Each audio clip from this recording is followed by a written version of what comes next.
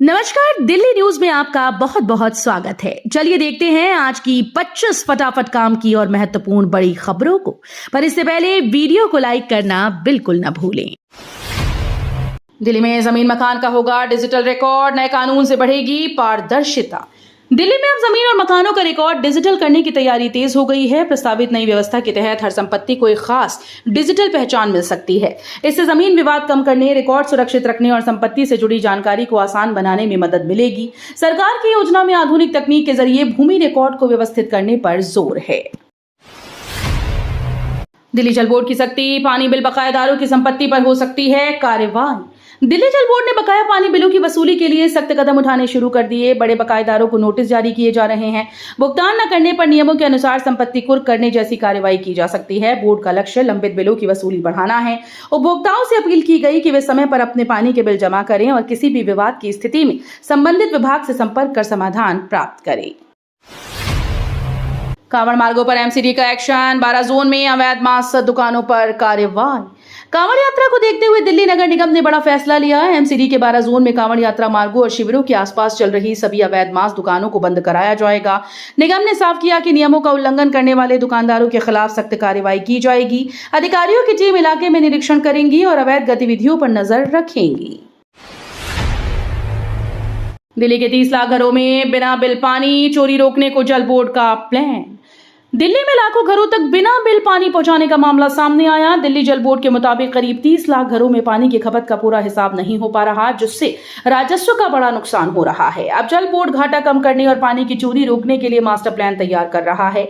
योजना के तहत अवैध कनेक्शन की पहचान, मीटर व्यवस्था में सुधार और निगरानी बढ़ाने जैसे कदम उठाए जा सकते हैं।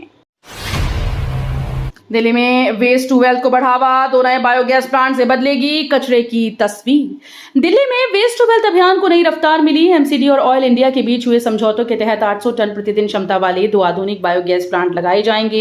इन प्लांट में जैविक कचरे से बायोगैस और उपयोगी संसाधन तैयार किए जाएंगे। इस पहल से कचरा प्रबंधन बेहतर होगा, लैंडफिल पर दबाव घटेगा और प्रदूषण कम करने में मदद मिलेगी। दिल्ली को स्वच्छ, हरित और टिकाऊ बनाने की दिशा में इसे एक महत्वपूर्ण कदम माना जा रहा है। दिल्ली में तय समय से पहले बंद नहीं होंगी ओपीडी, स्वास्थ्य मंत्री ने दिए सख्त निर्देश। दिल्ली के सरकारी अस्पतालों में अब ओपीडी तय समय से पहले बंद नहीं हो पाएगी। स्वास्थ्य मंत्री ने इस मुद्दे पर सख्त रुख अपनाते हुए अधिकारियों और अस्पताल प्रशासन को स्पष्ट निर्देश दिए। उन्होंने कहा कि मरीजों को निर्धारित समय तक इलाज और परामर्श की सुविधा मिलनी चाहिए। समय से पहले ओपीडी बंद होने की शिकायतों को गंभीरता से लिया जाएगा और लापरवाही मिलने पर संबंधित अधिकारियों के खिलाफ कार्रवाई होगी। दिल्ली सरकार छात्रों के साथ लेकिन हिंसा और तोड़फोड़ करने वालों पर होगी सख्त कार्रवाई। छात्रों के प्रदर्शन को लेकर दिल्ली सरकार ने अपना रुख साफ कर दिया। सरकार ने कहा कि वो छात्रों की जायज मांगों और शांतिपूर्ण विरोध के अधिकार के साथ खड़ी है, लेकिन प्रदर्शन के दौरान हिंसा, तोड़फोड़ या कानून व्यवस्था बिगाड़ने वालों के खिलाफ सख्त कार्रवाई की जाएगी। सरकार का कहना है कि किसी भी हाल में सार्वजनिक संपत्ति को नुकसान पहुंचाने या शांति फैलाने की अनुमति नहीं दी जाएगी। दिल्ली से रूठा मानसून, येलो अलर्ट बेअसर, 5 अगस्त तक बारिश की उम्मीद। दिल्ली में मानसून की रफ्तार फिलहाल धीमी पड़ती नजर आ रही है। येलो अलर्ट जारी होने के बावजूद कई इलाकों में बारिश नहीं हुई और तापमान 35 डिग्री सेल्सियस के पार पहुंच गया। उमस भरी गर्मी ने लोगों की परेशानी बढ़ा दी। मौसम विभाग ने 5 अगस्त तक का पूर्वानुमान जारी करते हुए बीच बीच में हल्की से मध्यम बारिश और गरज के साथ बौछारों की संभावना जताई है। राजधानी की 1.40 लाख छात्राओं को मिलेगा बड़ा तोहफा, सरकार देगी नई सुविधा। राजधानी के करीब 1.40 लाख छात्राओं को जल्द बड़ी सौगात मिलने जा रही है। सरकार ने छात्राओं की शिक्षा और सुरक्षा को ध्यान में रखते हुए नई सुविधा उपलब्ध कराने की तैयारी पूरी कर ली। इस पहल का उद्देश्य स्कूल और कॉलेज जाने वाली छात्राओं को बेहतर संसाधन, आत्मनिर्भरता और सुरक्षित माहौल देना है। सरकार का कहना है कि योजना का लाभ चरणबद्ध तरीके से पात्र छात्राओं तक पहुंचाया जाएगा। यमुना सफाई को मिली रफ्तार, आईआईटी दिल्ली हटाएगा गाद, बाढ़ और प्रदूषण घटाने की पहल शुरू। दिल्ली में यमुना को साफ और प्रदूषण मुक्त बनाने की मुहिम अब तेज होने जा रही है। नदी से गाद हटाने के काम में आईआईटी दिल्ली तकनीकी सहयोग देगा। वैज्ञानिक अध्ययन के जरिए गाद की मात्रा, नदी के प्रभाव और उसके सुरक्षित निस्तारण की योजना तैयार की जाएगी। इससे बाढ़ का खतरा कम करने और जल गुणवत्ता सुधारने में मदद मिलने की उम्मीद है। ये पहल यमुना पुनर्जीवन अभियान का अहम हिस्सा है, जिसमें आधुनिक तकनीकों के जरिए नदी की जलधारा, पर्यावरण संरक्षण और स्वच्छता को बेहतर बनाने पर विशेष जोर दिया जाएगा। जंतर मंतर पर धरना प्रदर्शन बंद होने का वायरल दावा फर्जी, दिल्ली पुलिस ने किया खारिज। सोशल मीडिया पर एक वीडियो तेजी से वायरल हो रहा है जिसमें दावा किया जा रहा है कि अब दिल्ली के जंतर मंतर पर धरना प्रदर्शन नहीं होंगे। हालांकि दिल्ली पुलिस ने इस दावे को पूरी तरह से भ्रामक और तथ्यहीन बताया। पुलिस के अनुसार जंतर मंतर अब भी प्रदर्शन के लिए सक्रिय स्थल है और वहां प्रदर्शन पूर्व निर्धारित नियमों व अनुमति प्रक्रिया के तहत जारी रहेंगे। पीएम मोदी को गालियां देने वाली युवती पर एफआईआर, कार्रवाई के बाद परिवार ने तोड़ी चुप्पी। सीजेपी प्रोटेस्ट के दौरान प्रधानमंत्री नरेंद्र मोदी के खिलाफ कथित तौर पर आपत्तिजनक और अभद्र भाषा का इस्तेमाल करने वाली एक युवती के खिलाफ एफआईआर दर्ज की गई। पुलिस मामले की जांच कर रही है और सोशल मीडिया पर वायरल वीडियो की भी पड़ताल की जा रही है। एफआईआर के बाद युवती के परिवार ने सामने आकर कहा कि वे जांच में पूरा सहयोग करेंगे और कानून का सम्मान करते हैं। इस बीच दिल्ली पुलिस ने प्रदर्शन के दौरान प्रधानमंत्री को निशाना बनाकर किए गए आपत्तिजनक पोस्ट और वीडियो पर भी कार्रवाई तेज कर दी। दिल्ली देहरादून एक्सप्रेसवे पर कांवड़ यात्रियों की नो एंट्री, पुलिस ने जारी की एडवाइजरी। कांवड़ यात्रा को देखते हुए दिल्ली देहरादून एक्सप्रेसवे पर सुरक्षा व्यवस्था को लेकर पुलिस ने नई एडवाइजरी जारी की। इसके तहत कांवड़ यात्रियों को इस एक्सप्रेसवे से गुजरने की अनुमति नहीं होगी। यातायात व्यवस्था बनाए रखने और किसी भी परेशानी से बचने के लिए वैकल्पिक मार्गों का इस्तेमाल करने की सलाह दी गई। पुलिस ने वाहन चालकों और श्रद्धालुओं से नियमों का पालन करने की अपील की। दिल्ली में ई रिक्शा चार्जिंग के दौरान हादसा, करंट लगने से मासूम की मौत। दिल्ली में एक दर्दनाक हादसे में खेलते समय एक मासूम बच्चा करंट की चपेट में आ गया। बताया जा रहा है कि बच्चा घर के पास चार्जिंग पर लगे ई रिक्शा के संपर्क में आया जिससे उसकी जान चली गई। घटना के बाद इलाके में शोक का माहौल है। पुलिस मामले की जांच कर रही है और हादसे के कारणों का पता लगाया जा रहा है। न्यू कैंपस में चुनावी हलचल तेज, सोसाइटीज के जरिए फ्रेशर्स तक पहुंच रहे संगठन। दिल्ली विश्वविद्यालय में छात्र संघ चुनाव को लेकर कैंपस में हलचल तेज हो गई। छात्र संगठन इस बार सीधे बड़े प्रचार के बजाय कॉलेज, सोसाइटीज और गतिविधियों के माध्यम से फ्रेशर्स तक पहुंचने की रणनीति अपना रहे हैं। नए छात्रों से जुड़ने, अपनी नीतियां बताने और समर्थन जुटाने के लिए संगठन अलग अलग कार्यक्रम आयोजित कर रहे हैं। चुनावी माहौल के बीच कैंपस में छात्र राजनीति एक बार फिर से सक्रिय होती नजर आ रही है। संसद में पीएम मोदी की अहम बैठक, राज्यसभा में लोक परीक्षा संशोधन विधेयक पेश। संसद भवन में प्रधानमंत्री नरेंद्र मोदी ने अहम बैठक की जिसमें सरकार के कामकाज और आगे की रणनीति पर चर्चा हुई। वहीं दूसरी ओर राज्यसभा में लोक परीक्षा संशोधन विधेयक पेश किया गया। इस विधेयक का उद्देश्य परीक्षाओं में पारदर्शिता बढ़ाना और अनियमितताओं पर रोक लगाना बताया जा रहा है। सरकार का कहना है कि नई व्यवस्था से परीक्षा प्रक्रिया को और सुरक्षित बनाया जा सकेगा। सोनम वांगचुक ने परीक्षा लीक विधेयक का किया स्वागत, शिक्षा सुधार पर दिया जोर। शिक्षाविद सोनम वांगचुक ने संसद में परीक्षा लीक के खिलाफ लाए गए संशोधन विधेयक पर खुशी जताई। उन्होंने कहा कि परीक्षा में पारदर्शिता और निष्पक्षता जरूरी है, लेकिन केवल परीक्षा व्यवस्था में बदलाव से समस्या पूरी तरह से खत्म नहीं होगी। वांगचुक ने सरकार से शिक्षा प्रणाली में व्यापक सुधार की दिशा में काम करने की अपील की है। ओखला लैंडफिल पर कूड़े के पहाड़ की जगह लेगी हरियाली, 5 एकड़ जमीन पर एमसीडी लगा रही घास।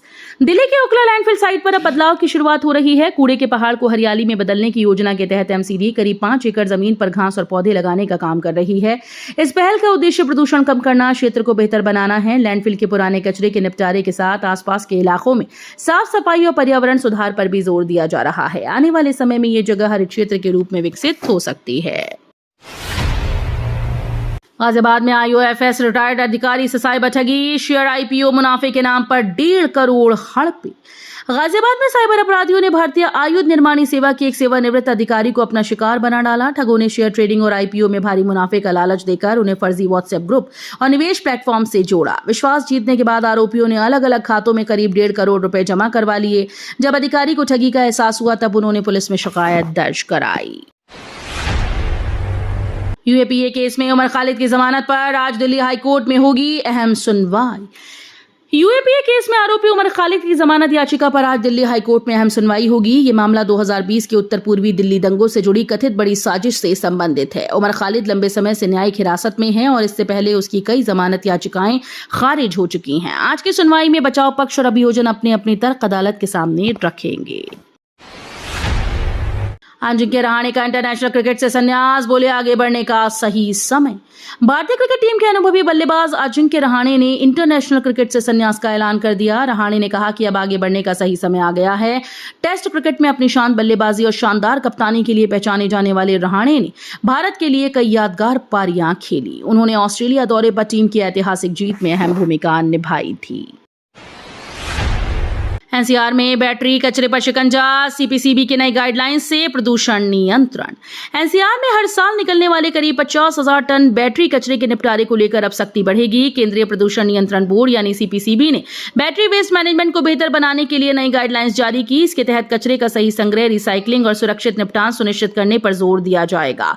बैटरी से निकलने वाले जहरीले तत्वों से पर्यावरण और स्वास्थ्य को खतरा हो सकता है। महानदी विवाद पर बड़ी पहल, दिल्ली में छत्तीसगढ़ और उड़ीसा आए साथ। महानदी जल विवाद को सुलझाने के लिए दिल्ली में एक अहम पहल हुई। छत्तीसगढ़ और उड़ीसा के प्रतिनिधि पहली बार एक मंच पर आकर समाधान की दिशा में बातचीत करते नजर आए। दोनों राज्यों के बीच लंबे समय से चल रहे जल बंटवारे के मुद्दे पर चर्चा की गई। बैठक में आपसी सहमति, सहयोग और भविष्य की जल जरूरतों को ध्यान में रखते हुए रास्ता निकालने पर जोर दिया गया। E20 पेट्रोल विवाद तेज, 29 वाहन कंपनीज के जवाब पर केजरीवाल ने उठाए सवाल। E20 पेट्रोल को लेकर सियासी बहस तेज हो गई। आम आदमी पार्टी नेता अरविंद केजरीवाल ने दावा किया कि 29 वाहन कंपनीज ने E20 ईंधन को लेकर मांगे गए लिखित जवाब देने से इनकार कर दिया। उन्होंने कंपनीज से पुराने वाहनों पर इसके असर, माइलेज में बदलाव और संभावित नुकसान को लेकर स्पष्टीकरण मांगा था। केजरीवाल का आरोप है कि कंपनी सार्वजनिक रूप से अपनी स्थिति साफ नहीं कर रही। छात्र प्रदर्शन पर संसद में हंगामा, नड्डा बोले आंदोलनकारियों को जेल जाने को तैयार रहना चाहिए। छात्रों के प्रदर्शन और पुलिस कार्रवाई को लेकर संसद में जमकर बहस हुई। विपक्ष ने कार्रवाई पर सवाल उठाए। वहीं बीजेपी अध्यक्ष जेपी नड्डा ने सरकार का पक्ष रखते हुए कहा कि लोकतंत्र में आंदोलन का अधिकार है, लेकिन कानून का पालन भी जरूरी है। नड्डा ने कहा कि प्रदर्शन करने वालों को जरूरत पड़ने पर जेल जाने के लिए भी तैयार रहना चाहिए। इस मुद्दे पर सत्ता पक्ष और विपक्ष के बीच तीखी नोकझोंक देखने को मिली। तो ये थी आज की बड़ी खबरें। रोजाना ऐसे ही सबसे पहले अपडेट पाने के लिए चैनल को सब्सक्राइब करना बिल्कुल न भूलें। धन्यवाद।